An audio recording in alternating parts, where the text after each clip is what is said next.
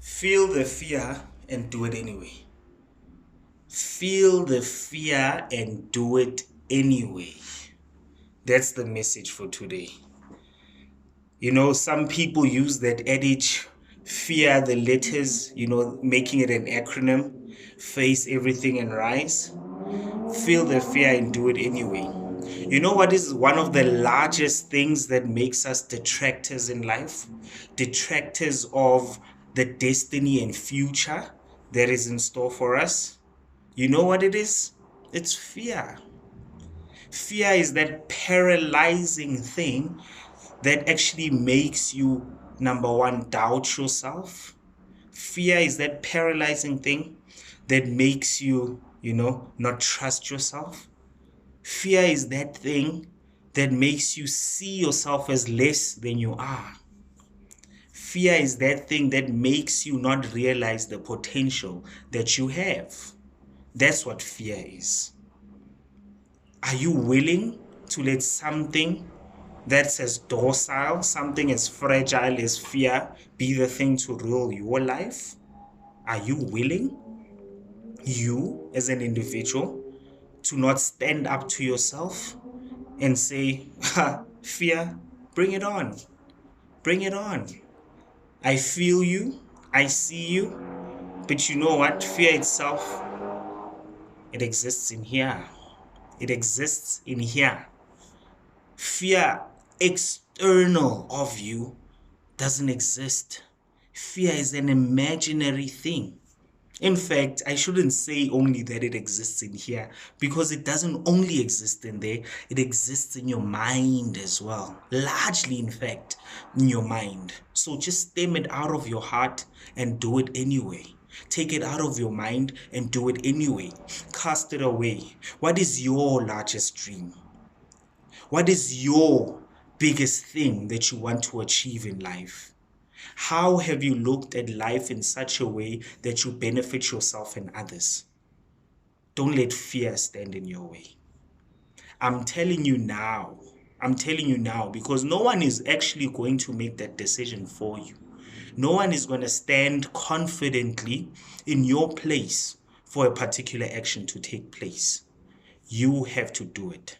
You are the one that has to make sure that for you to live the life that you want, for you to be the author of your dreams, that you need to cast fear away.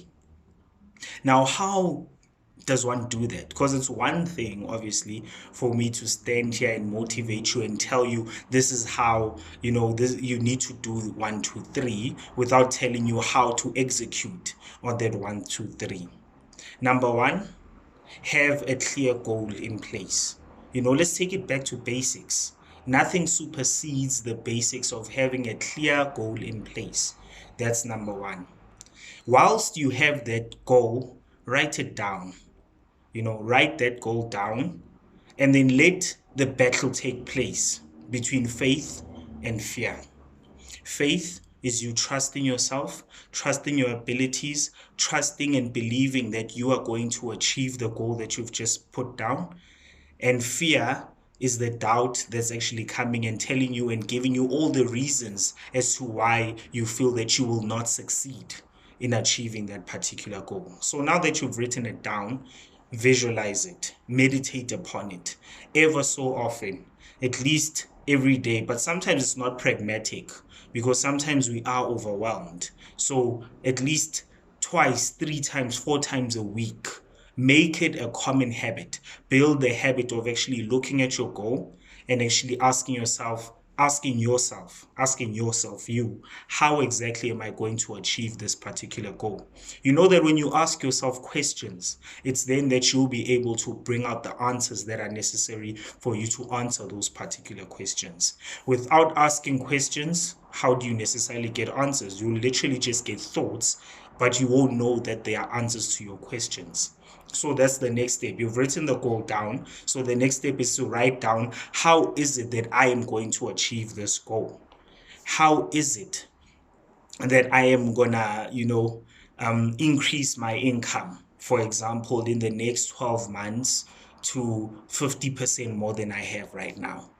on a monthly basis and have that as cash flow that's ready for me to use for whatever I desire, be it to clear debt, be it to, work on a particular financial goal such as buying a home, be it to invest for my studies, be it to invest for my children's education, be it, to create a lifeline type of nest egg for my family.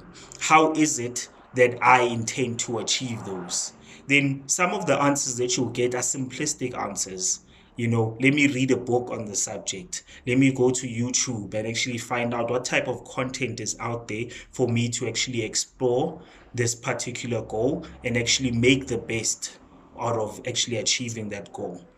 When you read a particular book on a particular subject, you get tons of ideas. That's when you then rule out what ideas will work for me, what ideas are likely to not work for me, what lessons are there from people that have succeeded in that particular goal. So other answers will include finding a mentor on the subject or finding someone who's an expert on the subject to actually assist you. Books are, after all, the best mentors.